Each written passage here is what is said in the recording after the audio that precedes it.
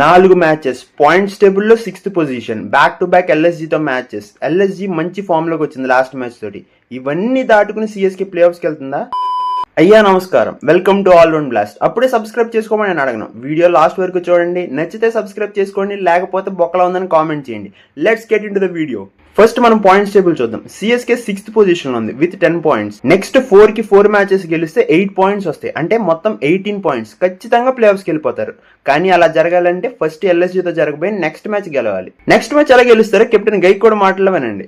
ఏం లేదు బ్రో, మనంతా simple strategy. Sanju power play వరకు అవుట్ అవ్వకుండా ఆడేస్తాడు, అంతే, మ్యాచ్ గెలిచేస్తాం. అది మరి ఇప్పటి వరకు సంజు శాంసన్ పవర్ ప్లే తర్వాత కూడా క్రీజ్ లో ఉన్న మ్యాచెస్ 4 మాత్రమే. అయితే ఆ 4 మ్యాచెస్ సిఎస్కే గెలిచేసింది. ఆ 4 మ్యాచెస్ లో 2 సెంచరీస్ కూడా ఉన్నాయి. 14 కోట్ల వీరుడి కార్తిక్ శర్మ కూడా మంచి టచ్ లో కనిపిస్తున్నాడు. అంటే 200 స్ట్రైక్ రేట్ తో సావగొడుతున్నాడని చెప్పను, సిచ్యువేషన్ తగ్గట్టు 130 స్ట్రైక్ రేట్ తో ఆడి ఆపోనెంట్స్ నుండి మ్యాచెస్ తస్కరిస్తున్నాడు. మ్యాచెస్ మాత్రమే కదా, లాస్ట్ మ్యాచ్ లో సంజు నుంచి సెంచరీ కూడా తస్కరించాడు. ఇంకా సిఎస్కే మిడిల్ లోవర్ ఆర్డర్ వీరులు Dube and Brevis full hype but no performance. Last 2 matches లో వీళ్ళకి బ్యాటింగ్ కూడా రాలేదనుకుంటే అది వేరే విషయం.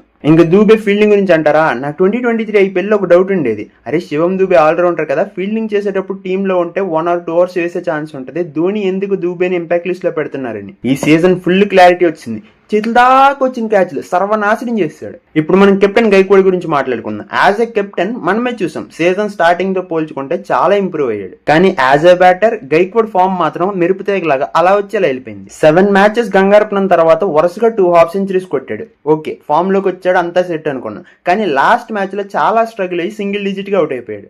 చూద్దాం ఎల్ఎస్జీతో మ్యాచ్ లోనే కనీసం బాగా స్కోర్ చేస్తాడేమో. ఇప్పుడు సరదాగా ఎల్ఎస్జీ వైపు క్లిక్ చేసాం అనుకోండి, సిఎస్కే మ్యాచెస్ ముందు ఫామ్ లోకి వచ్చేసింది. ఆర్సీబీతో మ్యాచ్ లో మిచిల్ మార్ష్ 49 బాల్స్ ఏంటి 49 బాల్స్ లో సెంచరీ కొట్టాడు. రిషబ్ పంత్ కూడా 300+ స్ట్రైక్ రేట్ తోటి 32 రన్స్ కొట్టాడు. నికోలస్ పూరన్ కూడా ముంబై ఇండియన్స్ తో ఒక హాఫ్ సెంచరీ, ఆర్సీబీతో మ్యాచ్ లో 38 రన్స్ స్కోర్ చేశాడు విత్ మాస్ స్ట్రైక్ రేట్.